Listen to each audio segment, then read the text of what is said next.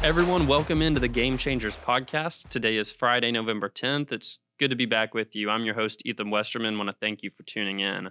There's a lot going on right now. We're in that overlap season where the soccer team's beginning its postseason while basketball's just now tipping off its season. Volleyball's in the final stretch of its regular season.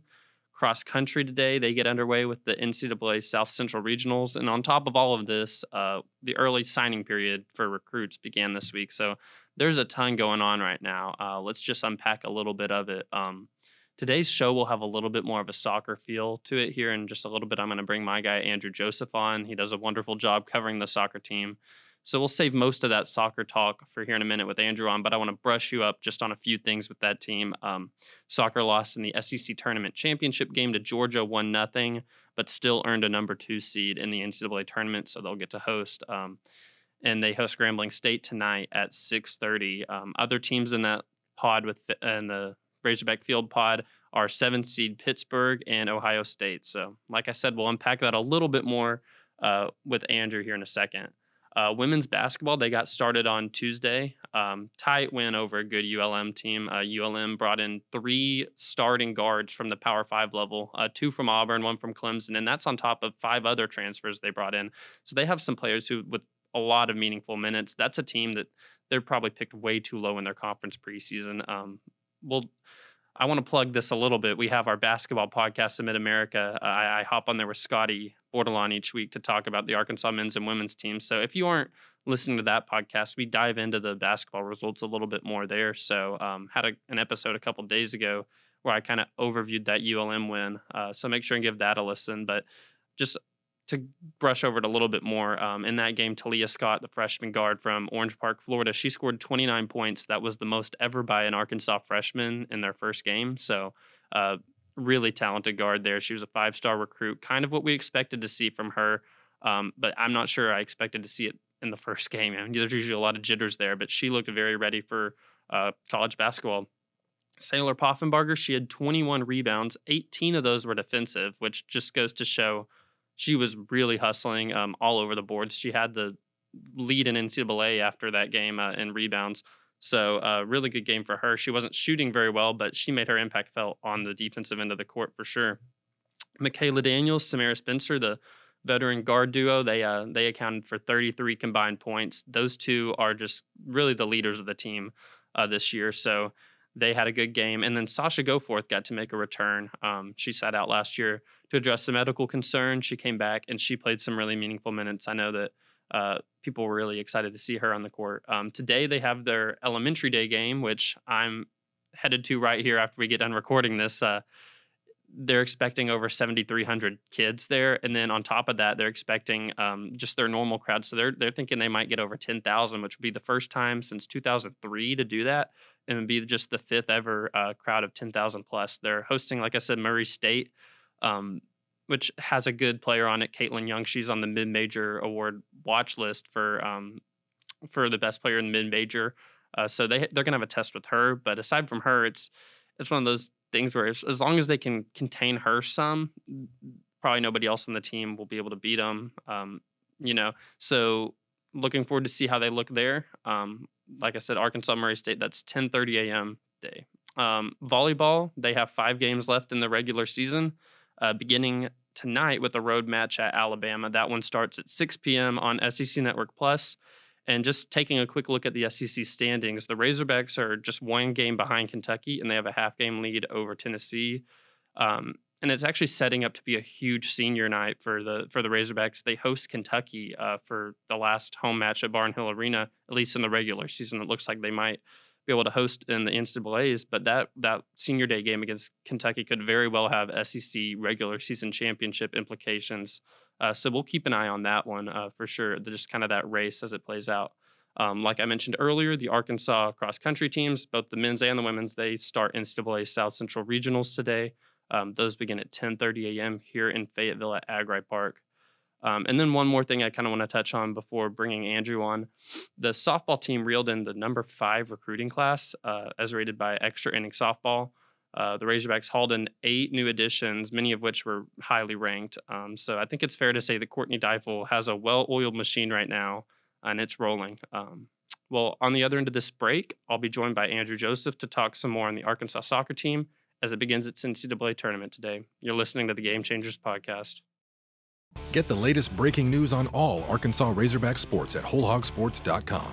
Our award-winning reporters and photographers go beyond game recaps to bring our subscribers the most trusted Razorbacks news anywhere. With expert analysis, the latest in recruiting, plus unique and compelling stories of your favorite teams. Subscribe today at WholeHogSports.com.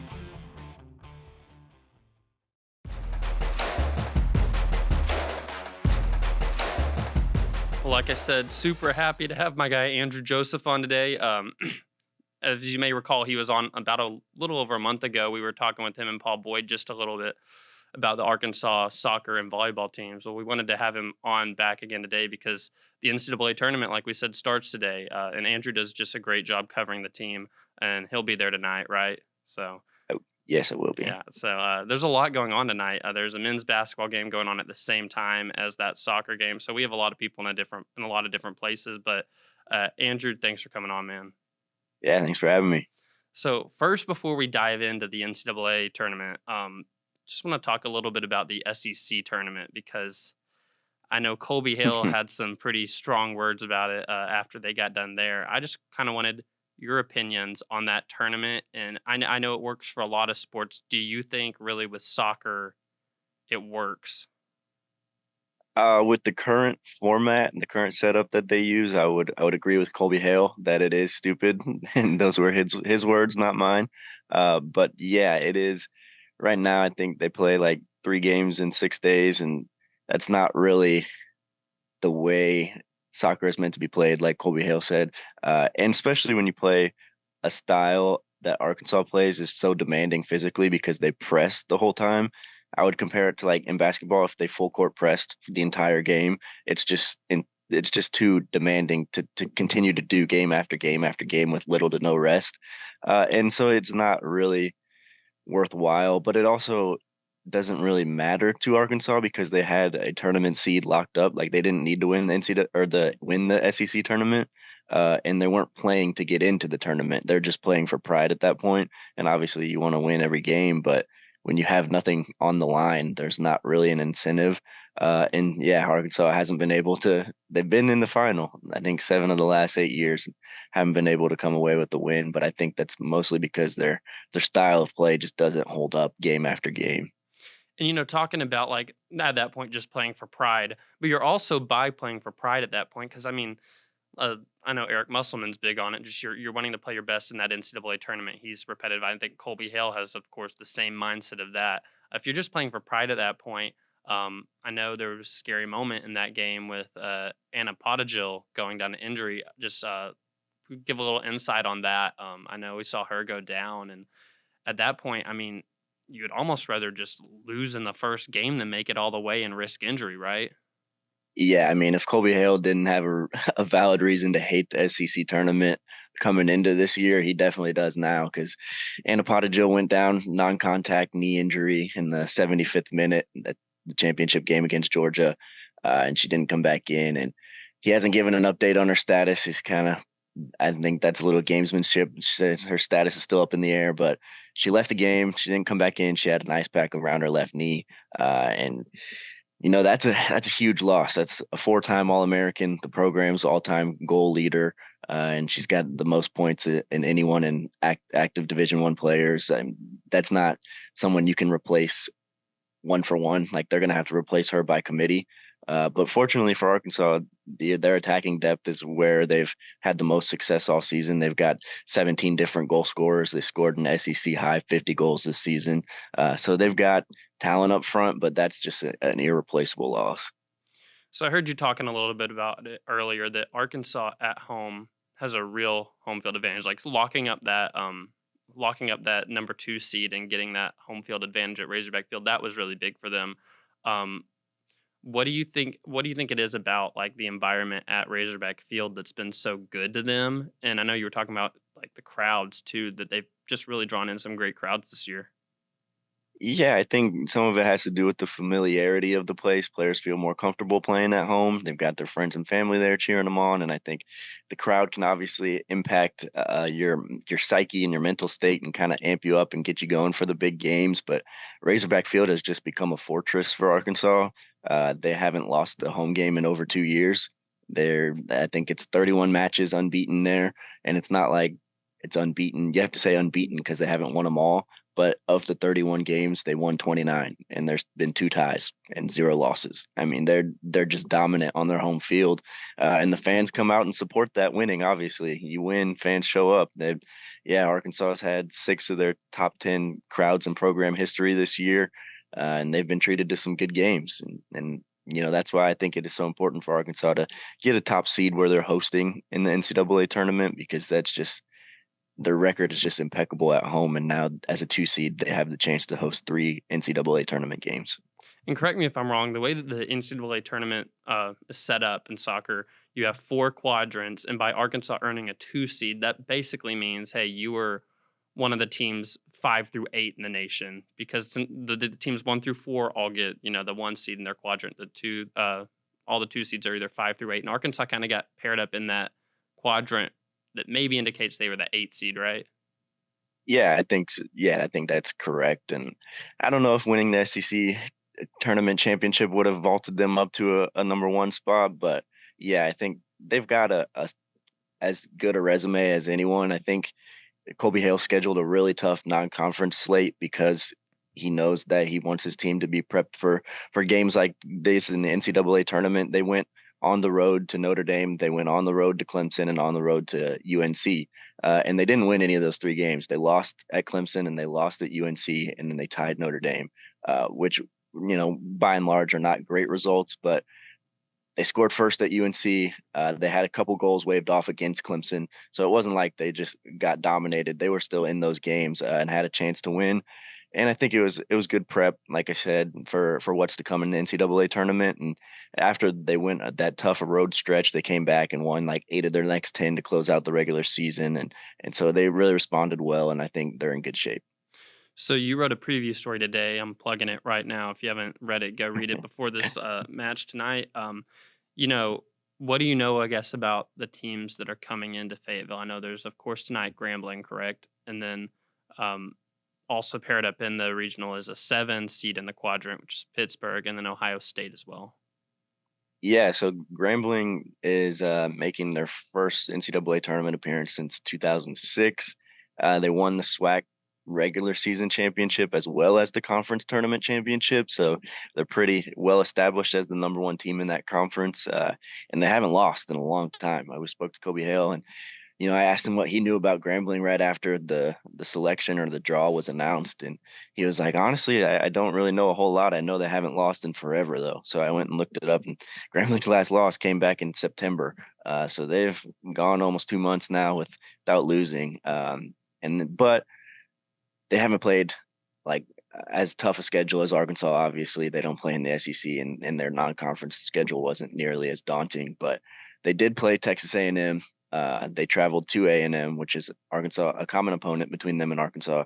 Arkansas defeated Texas A&M 1-0 away from home, and then A&M beat Grambling 8-0. So if you're one of those who believes in the common opponent theory, then Arkansas should have no problem. But like soccer is just more so than any other sport where the best team doesn't always win. You get a fluke on goal, the other team packs it in, and all of a sudden you lose. So I wouldn't necessarily say it's a given that Arkansas wins, but Grambling's a good team, but Arkansas clearly looks to have a better resume and a better team. And they're coming into a hornet's nest at Razorback Field that I'm not sure they're probably familiar with this year. Grambling State is. So I want you to right now kind of be, that illustration of, somebody's conscious where you have the angel on one side and the devil on the other. We're going to start with the angel side. Why does Arkansas have what it takes this year to make it to the College Cup? Well, I think you have to start with the depth that they have. I mentioned the 17 different goal scorers they've got. If Anna Pottinger were to play, that would be a huge addition, SEC Forward of the Year. And she just is so much of the opposition's scouting report that she really opens things up for other players.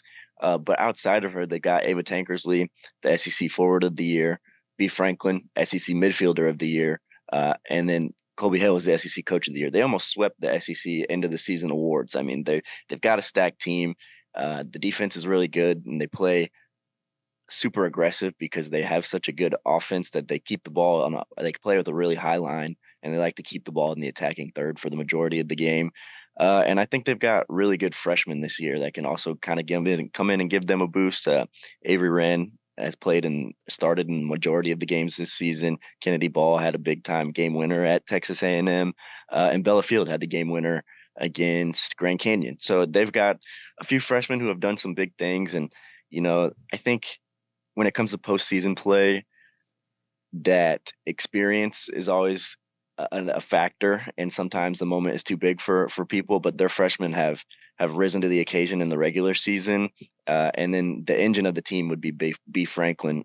She's the SEC Midfielder of the Year, like I mentioned. She's got a season or a career high, like 7 goals, 7 assists. She's having a career year, and she's just been phenomenal for the whole year. So I think if they can play through B. Franklin and kind of work around maybe not having Anna Jill, then yeah, I think they'll be all right.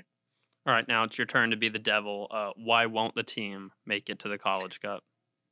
Yeah, I think the areas of concern are obviously Anna Jill's injury. That's number one. That's a huge loss, like we've talked about. You just can't replace that. And then number two, I think the concern may be the goalkeeping, because they started the year with Sierra Cotillard in goal, junior goalkeeper. She left mid-season to go play in the World Cup qualifiers for the Portuguese national team. And while she was gone, freshman Phoebe Carver stepped in, and she played well. I think she's recorded quite a few shutouts this year, and she's played well. But like I said, she's a freshman. And then when Cotillard came back, they rotated times and switched out halves at goal for a couple games. And then these past few games, it has been all Phoebe Carver in goal, which she's played well. But I think having a freshman between the goalposts in the NCAA tournament game when she didn't come into the season as the starter can be a little nerve wracking if you're an Arkansas fan. And other than that, I would say their transition defense and set piece defense is probably where Arkansas gets scored on the most. Since they have the ball so much, a lot of the opposing team's offense is coming at quick counterattacks or on set pieces, corner kicks, free kicks, and things of that nature. So if Arkansas can slow those things down, they'll be all right. But those have been the problem areas for them this season. Talking about injuries, I want to just touch on this real quick. I just want to know if you have an update. I know that for the SEC Tournament Championship, it was like right before the game, it was announced that Morgan White, who's the transfer from Marshall, I believe, is where she came from, that she was out to start the game. She came in later. Did you have any update on like what was going on there? Yeah, I didn't get a clear picture of what the injury was, but Colby Hale said she'll be fine. She'll be ready to play. And so she's expected back, and she did play in that tournament game. She was scratched from the lineup, but she still ended up playing, I think, over 50 minutes, and she looked good. Didn't look like she was being hampered or anything. So yeah, I think she's good, and they're going to need her, especially if Anna Jill's out. Morgan White scored a lot of goals for them this season, and they're going to rely on her and Ava Tankersley up top. Last thing I have for you, Andrew. You've covered some of these teams in the past that have made a deep run. I know they haven't gotten to the College Cup yet, but made a deep run to the Elite Eight of soccer. Just what does it take this time of year for a team? I mean, like you said, soccer is one of those games that, like on any given night, you could really lose. What does it take this time of year for a team to make a deep run? Yeah, I think it comes down to focus, because, like you said, one mistake and you're behind the 8 ball, and all of a sudden it's just so hard to score in soccer. That's why there's so many. That's why a lot of people don't get into it, because it's a lot of 1-score games, 1-0, 0-0 draws. It's hard to score, and so one mistake, you let up a goal, it's hard to get that back. And so I think the focus, the defensive communication is really a key, and I think that a lot of that comes down to coaching. And Arkansas's got the SEC Coach of the Year. I think he's won it 3 times. He's got a pretty impressive track record, and so I think the focus, attention to detail that Colby Hale demands from his team is why they go so far in these tournament styles settings, and I think they'll be well set up again. Once again tonight, it's Arkansas hosting Grambling State at 6:30 p.m. at Razorback Field. Andrew will be out there. Make sure to read his game coverage. Andrew, thanks so much for taking the time to do this. Yeah, thanks for having me.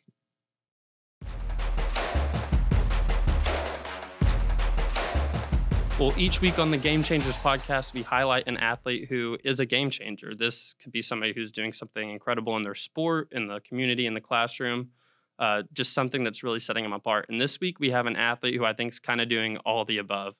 Mentioned her earlier in the show when brushing over the women's basketball result against ULM, but Sasha Goforth, the guard on the Arkansas women's basketball team, she, I think, kind of embodies exactly what it means to be a game changer. She went out there on Tuesday night and played her first game in 584 days after battling.